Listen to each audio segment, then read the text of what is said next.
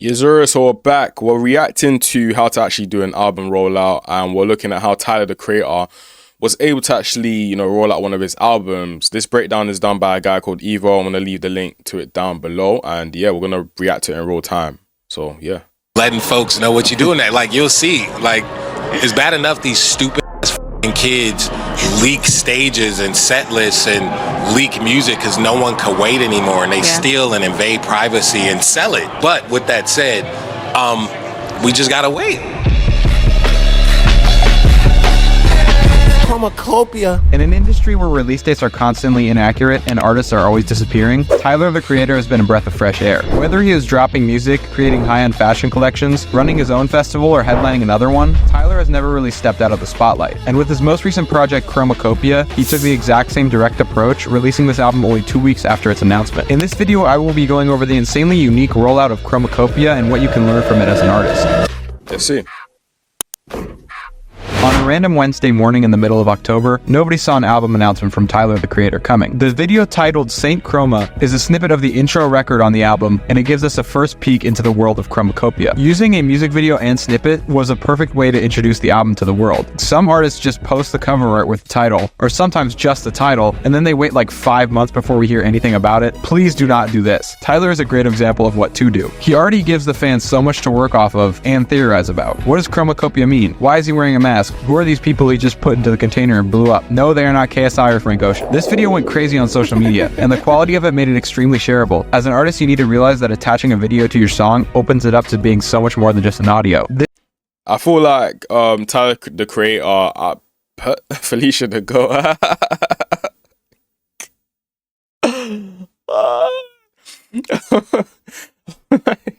I feel like Tyler, the Creator, me personally, I'm not really the biggest fan. I haven't really had time to digest his music like that, but I respect his brand, the way he's able to market himself, the way he's able to position himself in the game, and he's being consistent. As the guy literally said, he stayed top of mind for how many years now, and I don't see him going down anytime. So one thing that he's done here is that he didn't just tease his album cover and then like the guy said, wait a couple months before releasing it. What he's made sure to do here is that he's given people actually something to actually hold, right? A video, some interesting and peculiar visuals, this mask, the kind of haircut, and of course that explosion as well. Like, even anyone that's into social media, anyone that uses social media, whether you're a fan of him or not, you're gonna see it and you're gonna wait for a bit and be like, what's this guy doing? Do you know what I mean? So it's one of those ones. We really need to study what this guy is actually doing, man.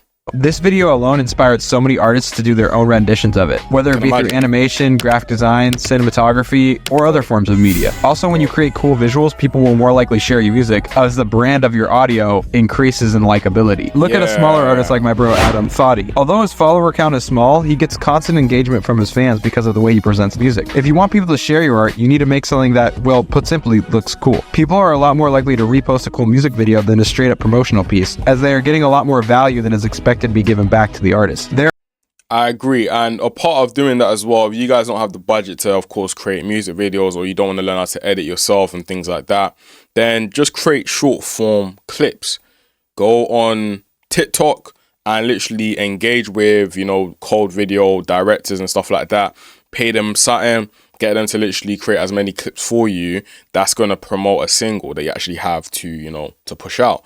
Or I don't really recommend independents actually dropping albums or mixtapes and stuff like that until they have a bit of a buzz and they have a fan base that's actually demanding for that. Do you get it? So when it comes to singles, make sure to just push in that type of direction. In my opinion, it's going to really do you justice. Or you can be an artist that does it themselves. Now, some artists that have done this that I know personally, I remember Odile, like, he's killing it in terms of R&B and that type of bag that he's doing right now. Shout out to Odile. When he was like, around the time that I met him, he didn't even know how to like do visuals and stuff like that. He didn't know how to actually hold a camera and stuff like that, unless I'm mistaken, but it wasn't his key skill. Then I remember he then came up with a strategy, because I was asking him questions like, bro, why are you releasing so much? He came up with a strategy where I believe he was releasing every single month. With that, he was either making a beat by himself or making it with other people around him. He was doing visuals behind it as well, editing himself. He was then, of course, mixing, mastering, etc., and just releasing constantly. So his fan base started to, you know, become attached to his music, and eventually it was a song like, if I'm not mistaken, Police really took off for him.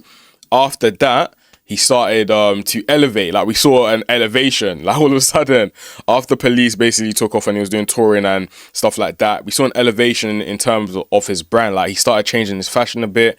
His music videos started to become even better. Like, it just stepped up. Like, all of a sudden, 24/48, the video is actually gone.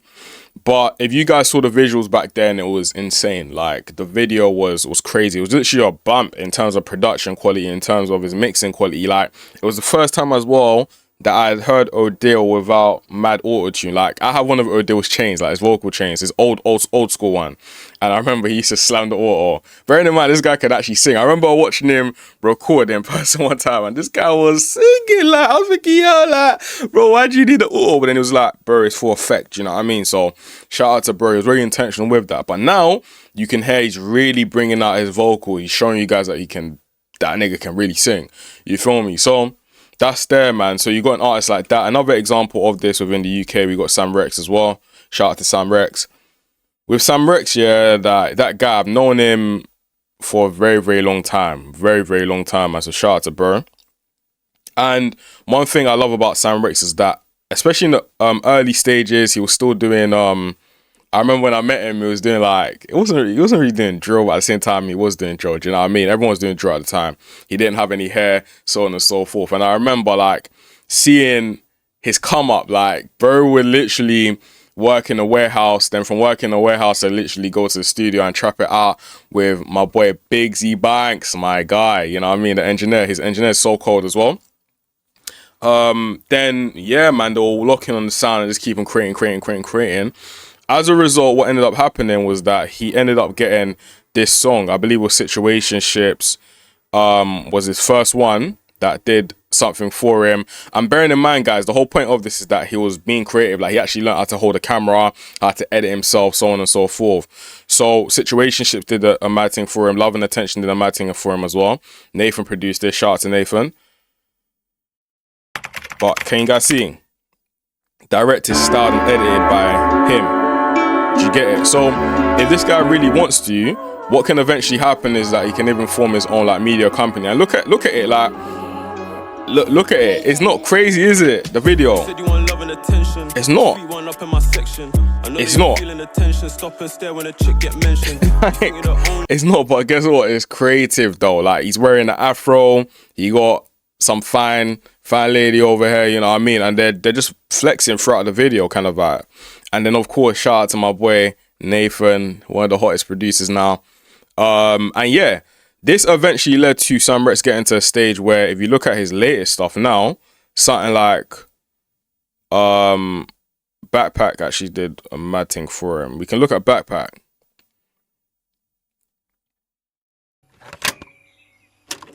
Can you guys see? He directed it by himself. And then, of course, he worked with an editor to get it done. He started everything himself, color graded himself as well. I can't lie, his color grading is just, is mad. It's mad still. But, yeah, you guys can literally see, man. You can see in real time. He elevated because he understood how to hold a camera, how to really get it right. And he understood his style, like that vintage type of style. Can you see?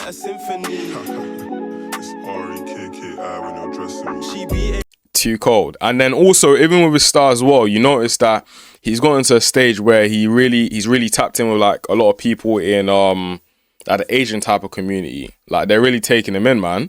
Do you get it? Look at the color grading on this, bro. Insane, like insane. Can you guys see? He directed, edited, and graded it, and then he got someone else to shoot it. But bro, like, this guy's cold.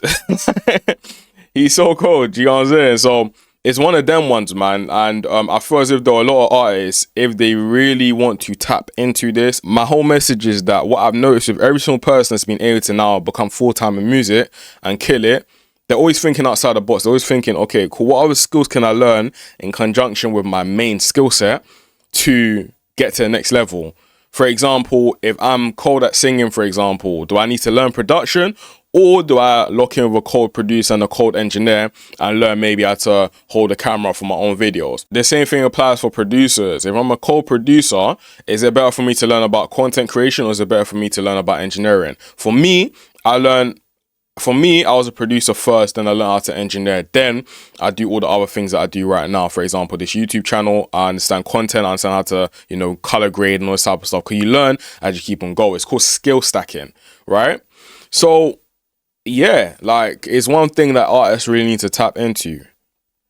But yeah, back to the video. Their eyes and ears are being pleased, and in return, you get engagement. The following day, Tyler confirmed that the title of the album was Chromacopia, and to almost everyone's surprise, it would be releasing in only 11 days, and on a Monday at 6 a.m.? This entire rollout is a masterclass on breaking rules with purpose. Usually, artists have a pretty lengthy rollout, which can help build hype even more, like with The Weeknd's project Hurry Up Tomorrow, spanning over 2 months with no sign of a release date, but has constantly held concerts, dropped singles, and videos that were all related to the album. However, stretching out a rollout too long while also barely dropping new content related to the project can go wrong. Like with Playboi Carti's I Am Music, where lots of fans now believe he completely messed up the rollout by not releasing the album after he released like 5 music videos in the span of a few months. As now the focus is shifted to other projects, and he has just been doing features and festival performances with no signs of an album, besides some box sets, which will ship no later than March 2025. What happened to 2024 music? What about this strange release date and time? Why did Tyler break the rule of dropping music on a like, when you guys look into music, typically people release on like Friday, because I believe that's when like the billboards or the charts actually count a new week or a new release. That's why certain artists, especially the majors, they tend to release all on the same day, because they're all competing to get into the billboards and get like the whole numbers thing, the whole metrics of on the first week I got X amount of sales. That's why they do it this way. So him releasing on a Monday is like, what? Do you know what I mean? Midnight on Friday. Well, first of all, it's not a hard set rule for everyone, but more of a tradition in the music industry. Some artists have the freedom to drop whenever they want, so why on a Friday? As a matter of fact, music used to be released on Tuesdays, at least in America. There are many theories as to why this happened. Some believe it was because that's when a lot of people have their payday, so album sales would be higher, or that there is better performance over the weekend than on the weekday because people have more time, which all may be true, but the catalyst that originally triggered the conversation of Friday releases was Beyonce's surprise drop album on Friday, December 13th, 2013. So, thank you, Beyonce. According to a statement from the International Federation of the Phonographic Industry, IFPI for short, which represents labels worldwide, a study found that a majority of consumers who bother to care which day new music comes out prefer to hear it on Fridays and Saturdays. Also, setting a global release day would mean that different countries all get the same music at the same time. When America would release on Tuesday and other countries would release on other days, some parts of the world would get music before others, and with digital music consumption on the rise, this would cause a problem of piracy as well as inaccurate chart statistics. So why did Tyler go against this global release date rule? Well, when Tyler breaks a rule, he does it with a purpose. And on his most recent interview with Nardwuar at Camp Flog Gnaw, almost a year before the announcement of this album, when asked anything else you want to add to the people at all, Tyler had this to say. I think we should put music out again on Tuesdays instead of Fridays for some reasons. I know people think because of the weekend they could listen to stuff and streams go up, and the streaming people are like, oh, streams go up on the weekend, but I think it's a lot of passive listening at parties, or people get the time to go to the gym, so they're not really listening. And people on the weekends, they want to chill and just hang out, so they're not really listening. But I think if you put it out during the week, man, that commute to work or that commute to school or just whatever that is, you really have that hour or 30 minutes in it to really dive in and really listen, because once that's over, you got to get to work. I heard that. And I think when that time is shorter, kind of like procrastination, you get more done, even with listening. And to work on an album for so long and put so much energy to it, and for it to be released at midnight, and I'm talking about America because this is where for it to be released at midnight just seems so disrespectful. Like, people are asleep on the East Coast for the most part, and people are going to sleep on the West, and that's when you decide to release music. Like, I think it coming out in the morning would just make more sense. But that's just me personally. Not only an did he interesting want to break this perspective. industry repetitive cycle, but the main reasoning behind this choice was because of the way music is being consumed. In recent years, Tyler has been heavily critical of modern-day music consumerism and producerism, which I'll get more into later. While releasing on Friday is more beneficial monetarily, artistically, Tyler saw the pros heavily outweigh the cons for releasing on a Monday, as people would be able to digest the album in a more natural way. And trust me, as far as charting, releasing on a Monday could have only helped him with the numbers we are seeing. With only a week left to release, you would expect a little more activity from Tyler, but after the 7 days out mark, it was full steam ahead. On October 21st, he dropped the video and full song on streaming platforms for Noid. This is where we really get to feel out the sound of Chromacopia for the first time. Also, by having an official song on all social media platforms, it makes the whole album more shareable, as people now have an official new Tyler song they can actually post. In the upcoming days, Tyler will release a couple more videos showcasing snippets from the album, as well as having a Chromacopia themed video for his world tour announcement. The constant reminders of even the colors of this album help to build hype, and in the coming days, Tyler will release a couple more videos showcasing snippets from the album, as well as having Bro, this guy is like, I've never ever seen an artist, yeah, and like, no disrespect to Lil Yachty, but I'm not a fan of his music, bro. Do you get what I'm saying? I've never seen an artist that has been able to have as much longevity without having very strong music. Like, you're an artist and you're famous for everything outside of your music, like. And this isn't even a diss. I feel like his team and his marketing and the business side of whatever they got going on needs to really be studied, because you got artists that focus on the music and they always fall off. Do you know what I mean? But he is always top of mind. He's always in the right spaces and collabs here and there. So it's interesting, man. Like, it's very interesting. I can't lie. Having a Chromacopia themed video for his world tour announcement. The constant reminders of even the colors of this album help to build hype and familiarity to the project. This will not only make more people want to purchase physical items to associate with Chromacopia, but also helps audiences build a deeper connection to it because they saw it all come to fruition. The artistic direction in these videos is honestly beautiful and showcases his years of experience directing his own music videos. They all really feel like scenes from a Wes Anderson style war movie, a director he takes inspiration from in a lot of his works. To further what I'm saying, like, artists need to start taking more control and accountability for everything that goes out. Like, even if you don't understand how to hold a camera, understand how to direct a video, like, work with the people you get in on your music so that you can create the best product. Do you know what I mean? Like, these are things that we really need to take into consideration, man. Deep in this connection between fans' world and the album's world, Tyler decided to put this fictional world into ours. A truck carrying the cargo container in the St. Chroma video drove around the country, selling merch for the album and occasionally supporting local food businesses in the area the trucks were at. This created more social media buzz because people got to stand next to the most iconic part of the storyline that they were so connected to. It also was just really cool to see a bunch of Tyler fans all meet in different spots around the world, all bonding over this shared interest. A few days before release, Tyler announced two things. One, an album listening party the night before release. He made it extremely clear that he would not be singing any songs and would only be lip syncing them. Even for what he was doing, this was still very cheap and he definitely lost money on this, at least in the short run. But a common theme throughout this rollout and throughout his entire artistic career is Tyler's main focuses has always been about creating art and connecting people. The event ended up building a lot more hype for the album, but I believe Tyler held this event more as a way for fans to once again bond a deeper connection to Chromacopia because of his passion for this art form. He wanted the people to connect to it, which has shown a lot more post-release as he asked people to write entire paragraphs as to why they like certain songs and what they made them feel. Similar to a brand, he wanted Chromacopia to not just be an album, but a story, an environment, and a feeling. This is what I believe to be the main reason for all this world building sonically and visually. Oh yeah, and the other thing he announced was no features. What the fuck? No, man, I'm gonna leave the link down to this below so you guys can definitely watch it. But shout out to Tyler, the creator, man. I feel as if though in the beginning stages as an artist, you're gonna definitely need to tap into just doing the formula method. When you are at his type of level and you've been in the game for such a long period of time, you can start affording the luxuries of doing, for example, the last thing where he was lip syncing. I don't recommend anyone doing that, by the way. Do you know what I mean? But in saying that, it's one of those ones. I feel as if though, as artists, you can take inspiration from people on your level, from people on a high level as well. And yeah, man, just get it. But without further ado, I'll see you guys in the next one. Make sure to comment anything you guys want me to listen to to review, to give comments on. And if you want to join a music community where I give honest feedback, I help you guys in terms of understanding like the music business, marketing, so on and so forth, you get templates, etc., then make sure to click the link down below. We'll make sure to get you right.